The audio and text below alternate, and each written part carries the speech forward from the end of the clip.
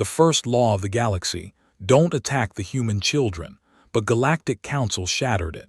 The viewing screen on the bridge did not show the fires. It only showed a line of 623 red icons blinking out against the grid. The command center smelled of recycled air and the bitter, sharp mineral bite of ion-filtered light. Commander Thorin Vance stood perfectly still 40 paces from the primary navigation array of the UES horizon, his face marked by old radiation scars along his left jawline. His fingers rested on the cold metal rim of a small, corner-chipped brass ledger frame. The little mechanical tally wheel inside it was set to 0. His left wrist carried a dead-screened mechanical tracker, its leather strap worn down to the fiber, but he did not adjust it. His crew sat in their harnesses, their hands suspended an inch above their consoles. Outside the forward glass, the massive, obsidian-plated hull of the Sargon Vanguard lead ship cast a wedge of long shadow across the human bridge. The attack had taken 3 minutes. The Council had ordered the Frontier Interception to enforce its expansion caps, but the Sargon warships had not targeted the transport engines or the defensive shield grids. They had fired their heavy kinetic beams directly into the white-hulled habitat rings of the UES New Hope, the sector containing the nurseries and primary education lounges. A single white plastic navigation toy, broken at the wing, drifted past the horizon's forward viewport. Vance did not call for the secondary defense batteries. He did not issue an evacuation order to the remaining support vessels. His jaw locked, the muscle bunching hard beneath the white scar tissue, as his gaze remained fixed on the final cluster of blinking lights. The communication channels did not hold any screams. The vacuum had taken the air too fast for the transmitters to carry anything but the low, rhythmic hiss of tearing hull plates and the static of dying power lines. The mechanical ledger frame felt heavy in his grip, the metal cold enough to sweat against his palm. He looked at the main scanner monitor until his own reflection stayed steady on the dark glass. "The count is 623, Vance said. His voice held no rise, no cadence variation, no anger. It was simply flat. "Lock the brass." The lead technician's fingers shook as they struck the console. The red blinking icons on the grid turned a solid, permanent gray. "I wish I could tell you the assembly stopped there. They didn't. Stay close." 3 months before the red icons died on the Kepler frontier edge, the stone of the obsidian concourse did not register the weight of the 80 civilizations gathered inside it. It only registered the continuous, low hum of their translation boxes. The city chamber was built inside a hollow, dead moon, its floating stone tiers rising into darkness where 3 minor structural moons cast pale light through the high roof filters. High Preceptor Sargon Kale sat on the primary tier, his 9-foot-tall frame supported by 6 interlocking, obsidian-plated limbs. His secondary auditory vents twitched with irritation as he looked down at the lower delegation box. His central left sensory node was milky and blind from an old expansion war, but his right eyes remained bright. He held 412 planetary subjugation ribbons across his chest harness, each one a thin strip of dyed metal that smelled faintly of ionized fuel. In the lowest box, Ambassador Katie Sullivan sat with her hands flat on the wooden desk before her. She wore a dark, unadorned service uniform, its silver cuff seal the only sharp point of light in her sector. She had not touched her water glass since the session began. "The metrics are clear," Preceptor Kale spoke into his translation grill. The device could not mimic the soft-tissued pitch of the human delegation, turning his heavy, click-send-hiss dialect into a cold, metallic monotone. "The human species has established 12 unauthorized infrastructure nodes within the outer star sectors over the last 3 cycles. Your administrative review period has 90 winters remaining before resource extraction may begin." A minor Sargon scribe named Vertosh sat 3 paces behind the preceptor, continuously scraping a slate stylus against his lower mandible. The sound was a dry, repetitive click that carried through the low-tier receivers. Beside him, Subdirector Marin checked the power allocation grids of the chamber every 30 seconds, his blue eyes moving from the displays to the floor.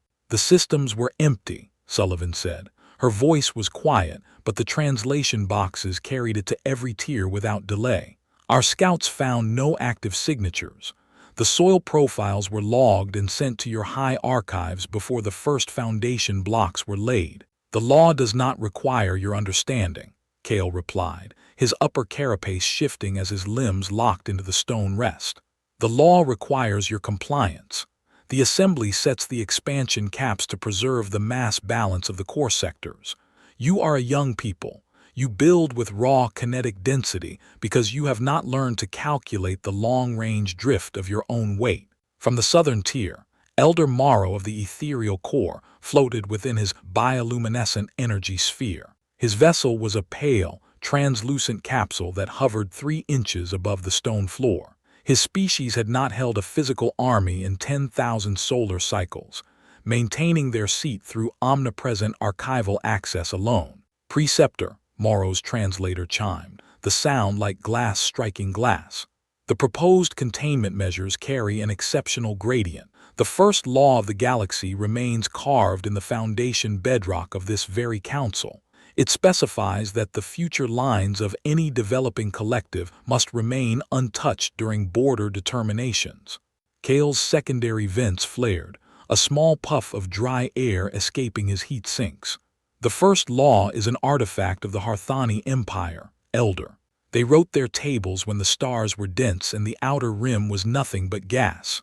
The Harthani are gone. Their tables are folklore. The Harthani did not vanish because of gas, Morrow said, his light shifting from pale blue to a deep, motionless green. They vanished because they targeted the young of an emotional species on the Perseus border. When the lamps were turned down, that species did not sign an accord. They simply removed the Harthani signature from the physical spectrum. The assembly should remember the text before they vote on the Vrex-Sargon interception proposal. Kale did not look at the Elder. He looked across the floor at the empty space where the old rules used to be carved into the black rock before the expansion wars tore them away. The Sargon Supremacy does not govern through folklore, Kale said. He raised his lower right limb, touching the verification panel on his desk. The vote is called. The display above the concourse flared with light as 847 light nodes turned amber. Only 156 remained white. Sullivan did not look at the lights. She stood up, her dark uniform straightening without a wrinkle, and picked up her leather briefcase from the desk. She looked up at the preceptor's blind eye node, her expression entirely clear of fear or anger. "You mistook our interest in your laws for an inability to break your tables," she said. She did not wait for the translation box to finish processing the line before she turned her back on the assembly floor. Her boots made an even, unhurried sound against the stone as she walked toward the exit corridor. 2 weeks later, the UES Horizon met the civilian transport convoy at the outer marker of the Kepler sector.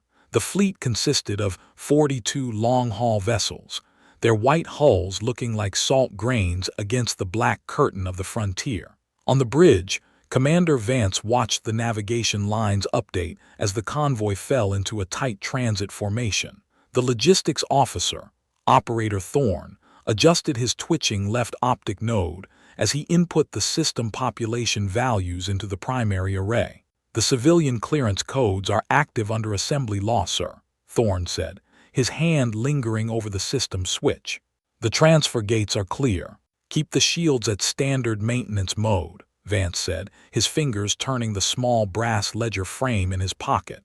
The little tally wheel clicked once under his thumb, moving from 0 to 1, then back to 0 as he reset it. "We are here to monitor the arrival, not to signal a deployment." A short laugh came from the navigation console, where 2 technicians were sharing a thermos of synthetic coffee rations. "If the Sargon want to check our soil profiles, they'll have to dig through 40 feet of permafrost on the 3rd moon," one whispered. "My cousin says the ground there is harder than battleship armor." The laugh died when the system alert chimes began to sound. The primary navigation array did not register a standard warp signature. It registered a sudden, massive displacement of mass as 15 dark-hulled Sargon dreadnoughts dropped out of real space 3,000 miles from the convoy's lead ship. They did not deploy in an administrative line. They moved in a rapid, overlapping perimeter ring that split the civilian colony fleet into 3 separate fragments. Vance stepped toward the viewport, his hands falling to his sides. His left wrist tracker remained black, a dead square of glass against his skin. "Hail them," Vance said. The screen flickered, and the massive, chitinous visage of High Preceptor Sargon filled the center display. The alien's obsidian carapace caught the red ambient light of the bridge monitors, his right eyes cold and fixed. "Human vessel," the metallic translation monotone reported. "Your transit charter is cancelled by decree of the Assembly. You will shut down your main drive cores within 60 seconds and prepare for administrative boarding." Vance did not look away from the Preceptor's single good eye. "We are operating under civilian clearance codes registered under Section 4 of the Galactic Charter. This fleet carries families, agricultural equipment, and infrastructure materials. There are no kinetic arrays on these vessels." "The mass is unauthorized," Kale replied. On the screen, his secondary limbs could be seen touching an entry slate. "The Sargon Supremacy does not negotiate with frontier nodes. We are here to establish a structural example for your assembly." The screen went black before Vance could reply. Outside the glass, the 3 lead Sargon dreadnoughts began to glow, their localized shield fields pressing hard against the transport corridors. The white ships of the convoy tried to hold their positions, their thrusters firing in small, erratic bursts as the alien mass forced them closer together.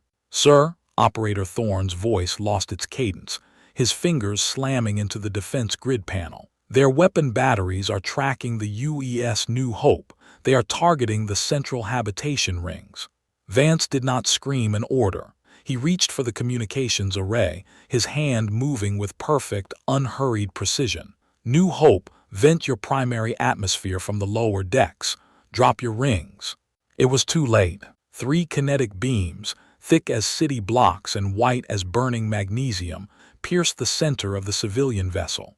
The hull did not explode. It split cleanly, the structural framing of the command decks groaning as the force traveled through the metal toward the horizon. Through the glass, Vance watched the white habitation ring sever from the main drive. The lights inside the modular windows did not flicker out.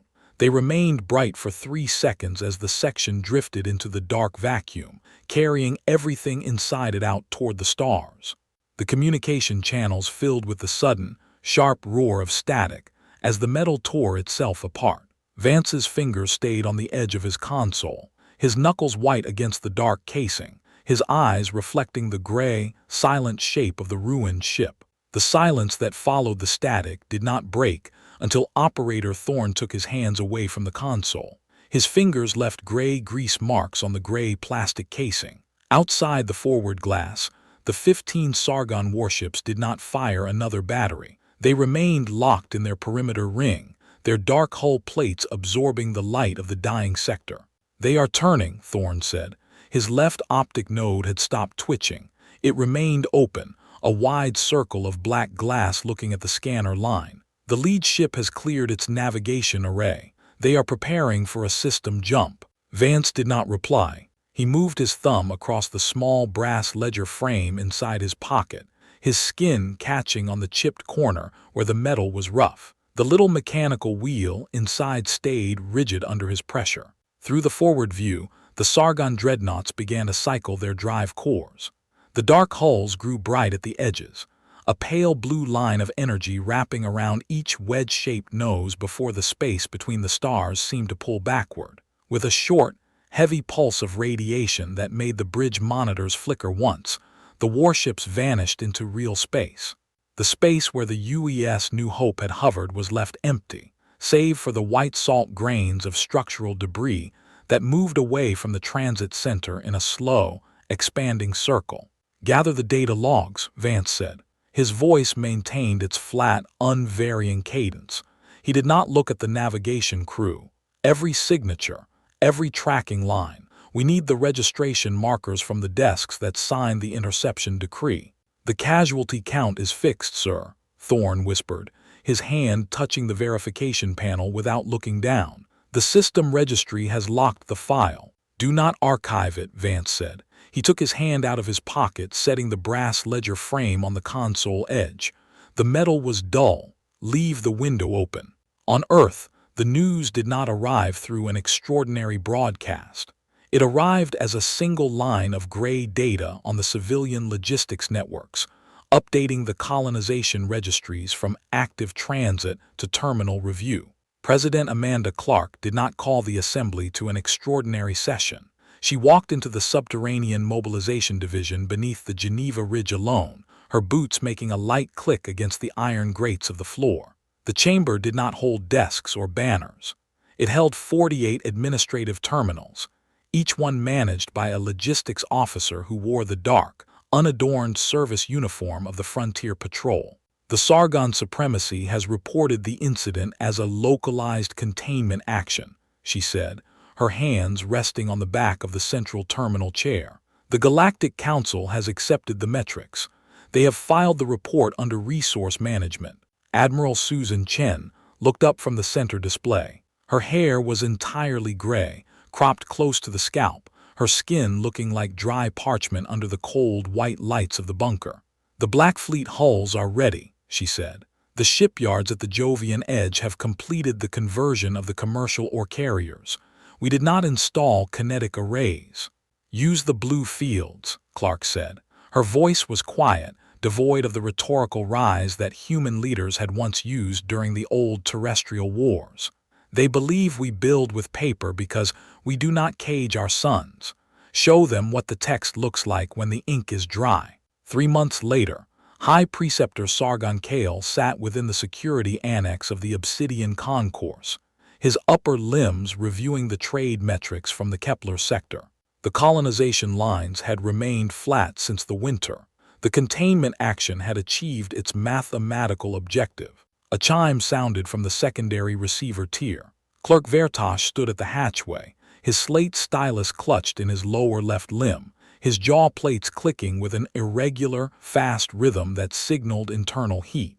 Preceptor, Vertosh said, his translation grill rendering his voice as a thin, cracked whistle.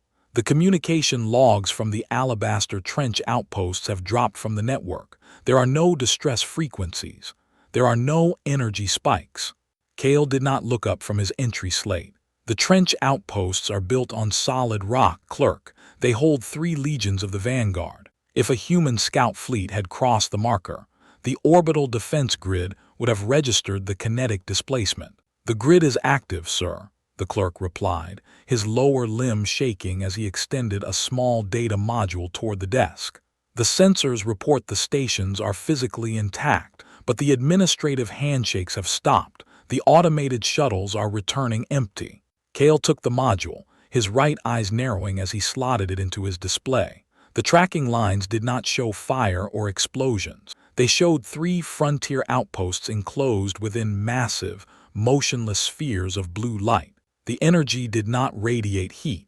It decoupled the fundamental gravity lines of the communication arrays, turning the structural metal into soft, non-conductive powder before the transmitters could cycle their power. The crews, Kale asked. They are returning to the home sectors in their civilian escape pods, Vertosh said. The humans did not lock the hatches.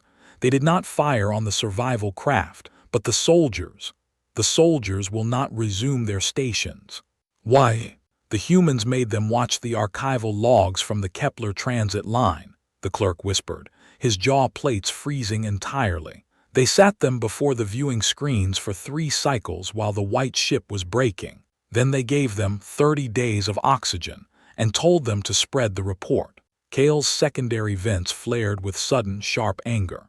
He slammed his upper right limb against the stone desk, the obsidian plating making a heavy thud that rattled the data slates.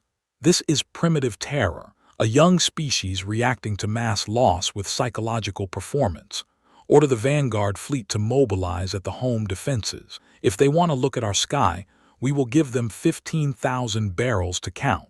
The orders were never broadcast. The UES retribution did not drop out of warp at the system marker. It materialized directly inside the primary atmospheric defense network of Sargon Prime, its massive, black-painted hull appearing between the two defensive orbital stations like an island rising from a dry sea. The ship was not a standard dreadnought. It was a converted commercial carrier, 3 miles long, its side ports holding no kinetic batteries, no missile tubes, no laser arrays. On the bridge of the Sargon flagship, Admiral Kale's central left sensory node twitched as he looked at the forward viewer. The human ship sat motionless, its massive frame ignoring the automated tracking beams of the orbital stations. "Fire," Kale commanded into the fleet transmitter. "Shatter their hull before they deploy their shields." 40 kinetic beams struck the side of the human vessel simultaneously. The white light of the impacts illuminated the dark metal, but there was no sound of tearing iron. The blue containment fields wrapped around the UES retribution like a second skin, absorbing the kinetic density and channeling the mass downward into the carrier's central array. A single human speaker line opened across the Sargon command frequency. It did not carry a declaration of war. It did not hold a demand for surrender. "We didn't cross your border to move your flags," Commander Vance's voice reported over the static. The cadence was perfectly flat, unchanged from the moment on the Kepler edge. "We crossed it because we found out what you did while our lamps were turned down." Through the viewer, Kale watched a small, translucent capsule detach from the belly of the black carrier. It did not accelerate toward the capital city. It dropped toward the system's sun, its path clean and unalterable as it fell into the white heart of the star. In the security annex, the monitoring arrays turned a sudden, permanent violet. Subdirector Marin did not check the power grids. He stood up from his console, his blue eyes wide, his hands falling to his sides as the primary calculation terminal began to count down from 3 winters. "The resonance device," Marin whispered to the empty room. "It isn't burning the fuel, it's separating the gravity lines. The core is on a clock." Kale looked at the screen, his 6 limbs locking into the stone floor as the realization hit his central nerve cluster. The humans were not here to occupy the territory. They were not here to negotiate a new cap. They had turned the Sargon home star into a mechanical ledger, and the count was already running. The tracking networks inside the Obsidian concourse did not register the departure of the UES retribution. They registered the steady, silent expansion of the purple hue across the central stellar monitoring array. The black human carrier had already slipped back into the dark frontier lines, leaving no warp trail, no communication debris, and no engine signature behind its path. High Preceptor Sargon Kale stood before the council floor, his interlocking carapace plates reflecting the pale lavender light of the dying star display. His upper right limb remained suspended above his desk, his fingers rigid. "The human flotilla is not retreating toward their home system," the translation box reported, its mechanical monotone failing to catch the dry rattle in his breathing vents. "They have deployed 7 distinct engineering groups across the transit lines. They are setting the blue containment fields around our manufacturing moons." "Preceptor," Elder Morrow's voice chimed from his translucent floating sphere. The ethereal core preservationist did not shift his color from the deep, motionless green. "The Vrex Sargon interception proposal was passed by an overwhelming margin because your desks promised a mathematical limitation of human mass. The calculation did not include a timeline on our primary sun." "The mass remains unchanged," Kale said, his blind eye node twitching as he looked up at the 80 civilizations rising in their tiers. "The human ships do not carry kinetic arrays. They cannot shatter our hulls. They are using localized resonance to stall our logistics line. If the Vanguard fleet can breach the perimeter ring at the Kepler edge, we can seize their infrastructure codes." "There is no perimeter ring," Ambassador Katie Sullivan said. She had entered the lowest box through the rear corridor, her dark service uniform entirely free of dust. She did not sit down. Her hands did not touch the wooden desk. "The fleet you sent to the frontier edge has already dropped its batteries. The crews are currently arriving at your border stations in their survival craft." The chamber went entirely still. Subdirector Marin, sitting behind the primary calculation terminal, dropped his data slate onto the stone floor. It did not shatter, but the glass screen cracked across the center, the fracture splitting the system countdown line in two. He did not lean down to pick it up. He stared at the main board, his hand reaching for a water carafe at the table's edge, pouring a half cup he did not drink. "The soldiers surrendered without drawing their blades?" Cale asked, his secondary vents flaring with sudden, sharp heat. "The Sargon caste does not abandon the stone." "They didn't abandon it," Sullivan said. Her voice remained quiet, carrying through the translation grills with an even, chilling weight. "Your vanguard fleet was built to fight an army that speaks your vocabulary. They were not trained to manage an engineering division that treats your presence as an error in the ledger." Across the outer ring, the civilizational framework of the assembly began to slip. The alliance did not break under weapon fire. It broke under the quiet withdrawal of trade signatures. 3 separate delegations from the inner star lines turned their amber light nodes back to white before the session could call for an extraordinary mobilization decree. They did not issue statements. They simply gathered their logbooks and walked out through the low arches. 2 months into the stellar countdown, the Alabaster Trench outposts had become silent monuments. Commander Vance stood on the lower observation deck of a captured Sargon shipyard, his face catching the faint blue glow of the containment fields that held the assembly docks under permanent lockdown. The mechanical tracker on his left wrist remained dark, its dead screen mirroring the smooth, black iron of the scaffolding outside. In his hand, he held the corner-chipped brass ledger frame. The little mechanical tally wheel inside was fixed at 623. It had not been turned since the day the UES New Hope was severed at the frontier. "The secondary council fleet has assembled at the border marker, sir," Operator Thorne reported, stepping onto the metal grating behind him. His left optic node was steady now, the glass casing cold. "They have 3,000 hulls in formation. They are broadcasting an offer for a neutral border cap." Vance did not look back, his thumb pressed against the rusted corner of the brass frame. "Tell them the registry is closed. They have Ambassador Sullivan inside their lead transport," Thorne said. "The Council has requested a face-to-face verification of the system metrics before the star hits the winter line." "We didn't come to look at their metrics," Vance said. His voice was a flat line, devoid of emphasis or pitch.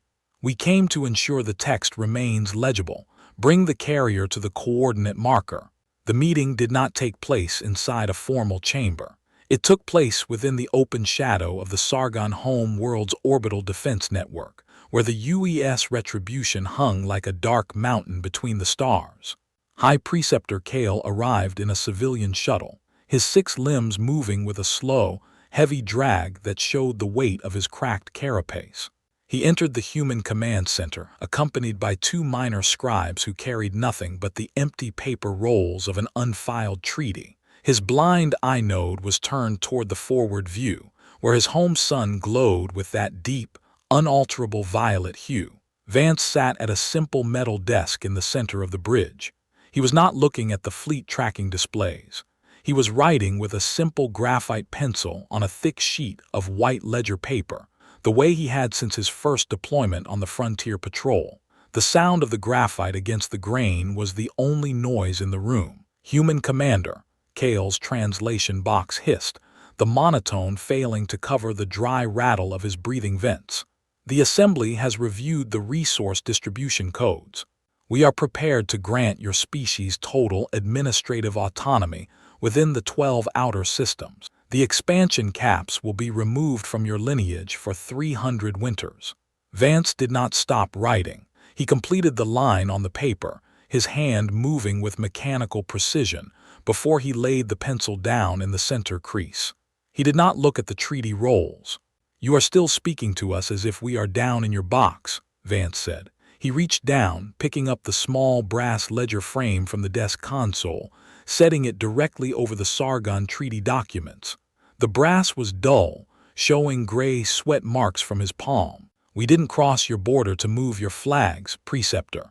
The star has 2 winters remaining before the gravity lines decouple entirely," Cale said, his upper limbs locking against his chest harness. "If the core breaks, the mass balance of 80 systems will slide into the drift. Your own colonies will feel the pull." Then our children will grow up looking at a different sky, Vance said. He stood up, his dark uniform straightening without a sound. But they will know the count was verified. Cale's secondary vents twitched, his right eyes widening as he looked at the paper on the desk. It did not hold an accord. It held a hand-drawn list of 623 names, written in neat, vertical columns, ending with a small, single word written in dark graphite at the bottom of the page. Verified. "This is not diplomacy," the preceptor whispered, his translation grill cracking under the pitch. "This is an execution. The diplomacy ended 3 months ago," Vance said, his voice dropping into a complete absence of cadence.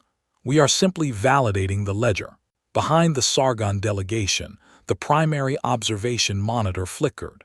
A new data line appeared on the grid, originating from the core of the Council's assembly planet. It was not a communication frequency. It was a localized blue resonance beam, emerging from an unpopulated human Blackfleet scout vessel that had materialized 300 miles above the Obsidian concourse. Cale turned his heavy head toward the screen, his central nerve cluster freezing as the tracking lines began to shift across the entire inner sector. The humans were not just counting his son. They had just opened a second loop above the very stones where the laws were written, and the Council had no columns left to hold the weight. The shadow of the blue resonance beam did not wait for the assembly to call a recess.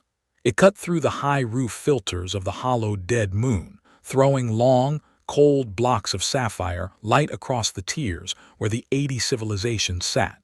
High Preceptor Sargon Cale did not board his shuttle to return to the chamber. He remained on the bridge of the human carrier, his secondary auditory vents locked open, his right eyes watching the purple core of his home star shift on the primary navigation display. "The combined fleet has refused the deployment order," Operator Thorne reported from his harness. His fingers did not touch the tracking keys. They stayed flat on the gray console casing, right beside the graphite pencil Vance had left in the crease. 300 warships from the Outer Rim have turned their drive cores away from the sector marker. They are broadcasting their surrender on the open civilian frequencies. Vance did not lift his gaze from the viewport. Outside the glass, the dark hull of the UES Retribution caught the first pale flare of the sun's gravity lines beginning to bend. "Lock the frontier lines," he said. His voice maintained its flat, unvarying rhythm. "No assembly vessel crosses the marker without a human signature on the ledger." "And the concourse?" Thorne asked. "The loop is already closed," Vance said. The civilizational war did not end with a massive fleet action or the shattering of steel hulls. It ended with a total cessation of movement. Across 3 sectors, the manufacturing moons of the Sargon Supremacy hung inside their blue spheres, their automated sorting lines frozen, their cooling vents throwing off no heat. The workers did not starve. The air lines remained pressurized. But the gates did not open, and the shuttles stayed on the stone pads, their engines cold. On Earth, President Amanda Clark walked through the New Phoenix Memorial Spire. The hall was silent, its white stone walls unadorned by flags or trophies. She stopped before a long, vertical section of black granite where 623 small names were carved into the stone. A young girl named Aisha had once lived in the 3rd Frontier Sector, her registry file noting she liked drawing animals with chalk on the transport decks. Beside her name, someone had scratched a single word into the granite with a pocket tool. Counted. Clark did not leave a wreath. She turned her back on the gallery, her dark uniform catching the cold white light of the corridor as she returned to the logistics division. 2 winters later, the sky above Sargon Prime was no longer white. It was a dark, heavy violet that pulled at the atmospheric clouds, creating long, silent storms of frozen nitrogen that fell like salt across the capital city. The 3-year countdown clock did not flash on the public screens anymore. It was written in the very physics of the star, its pulse slowing down by 12 cycles every evening. Commander Vance stood in the ruined courtyard of the Preceptor's high villa, his boots sinking into the dry, uncultivated soil. His left wrist carried the same dead-screened mechanical tracker he had worn since his first deployment on the frontier. He had never fixed its strap. He had never checked its battery. The black square of glass remained dark, a silent testament to a time when humans still measured their lives by hours instead of lines on a ledger. High Preceptor Kale sat on a low block of fallen stone nearby. His obsidian carapace cracked in 3 places along his lower segments, where the atmospheric pressure had begun to drop. His blind eye node was covered in gray dust. His secondary limbs were tucked flat against his chest harness, holding nothing but the rusted brass frame Vance had left on his desk 2 winters before. "The assembly has dissolved," Kale said, his translation grill rendering his voice as a thin, raspy hiss that barely carried across the stone. "The ethereal core has withdrawn its archives to the deep sector. There are no laws left on the stone." Vance reached into his dark coat pocket. He did not pull out a weapon. He pulled out the small brass ledger frame, its chipped corner showing green oxidation where the moisture of the frontier had ruined the casing. The little mechanical tally wheel inside was frozen solid. It stayed fixed at 623. The steel pin rusted directly into the gear teeth. "The ledger didn't shut because the conversation ended," Vance said. His voice held no cadence, no rise, no hatred. It was simply flat. "It shut because the count was verified." He did not place the frame on the desk. He dropped it into the gray soil between Kale's primary limbs. The metal made a soft, dull thud as the dirt covered the chipped corner. "We are not asking you to sign an accord, Preceptor," Vance said, turning his face toward the violet sky where the sun's outer corona was beginning to separate into thin, shimmering rings of plasma. "We are simply giving your people 30 cycles to get your children off the stone." He turned away before the alien could answer. His boots made an even, unhurried sound against the gravel as he walked toward the waiting transport shuttle. He did not look back at the villa. He did not look back at the city. The Sargon home world did not explode when the 30 cycles ended.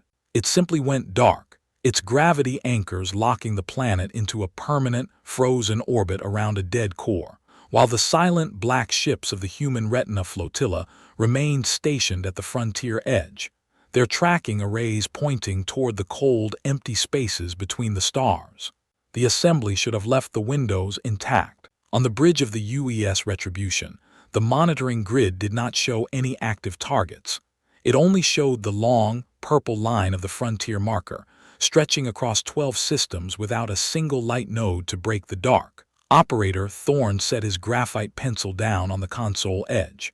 The wood did not roll. It stayed perfectly still in the groove where the plastic was worn down. Outside the forward glass, a new sector transit line began to flash its clearance code, its numbers updating 1 digit at a time against the black screen. The countdown on the next star had already begun.